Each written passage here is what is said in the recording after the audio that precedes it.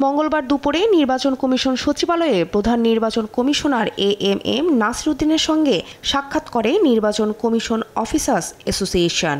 এই সময় জাতীয় পরিচয়পত্র সেবা নির্বাচন কমিশনের অধীনে রাখতে ব্যবস্থা নেওয়ার দাবি জানান তারা। অফিসার্স অ্যাসোসিয়েশনের আহ্বায়ক মনির হোসেন বলেন, এনআইডি নির্বাচন কমিশনের হাতে না থাকলে কমিশনের সাংবিধানিক দায়িত্ব পালনে ব্যাঘাত সৃষ্টি করবে। জাতীয় পরিচয়পত্র জন্য আলাদা একটা কমিশন করবে। সংস্কার কমিশনে তো আরও অনেক বিষয় আছে, সেগুলো ছাড়া এই শুধু একটি বিষয়ে যাচ্ছে মানেই হচ্ছে আমরা মনে করছি এটা একটা উদ্দেশ্য প্রণোদিতভাবে কোনো একটা বেনিফিশিয়ারি গ্রুপ হয়তো এটা পার্সু করছেন। আর সিএসির সাংবাদিকদের জানান, এনআইডি সেবা ইসির কাছ থেকে নিয়ে যাবে এমনটি জানা নেই, তবে জাতীয় পরিচয়পত্রের সেবাটি ইসিতেই থাকা উচিত।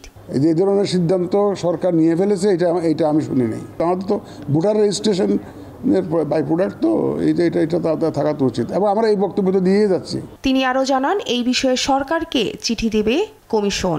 সরকার তাড়াহুড়ো করে আমার এখানে যেখানে ভোটার রেজিস্ট্রেশন একটা প্রক্রিয়া চলছে, মাঠে আমার হাজার হাজার লোক কাজ করছে, আমার সামনে একটা ইলেকশন আছে, ন্যাশনাল ইলেকশন, যারা প্রস্তুতি নিচ্ছে, এই মুহূর্তে তড়িঘড়ি করে কোনো সিদ্ধান্ত হবে বলে আমি অন্তত মনে করছি না। আমাদের বক্তব্য আমরা তুলে ধরবো, ওখানে আবার লিখিতভাবে আমরা জানাবো। নির্বাচন কমিশন সংস্কার কমিশনের সুপারিশ অনুযায়ী এনআইডি ব্যবস্থাপনায় সিভিল রেজিস্ট্রেশন নামে আলাদা কমিশনের খসড়া তৈরি করছে মন্ত্রিপরিষদ বিভাগ।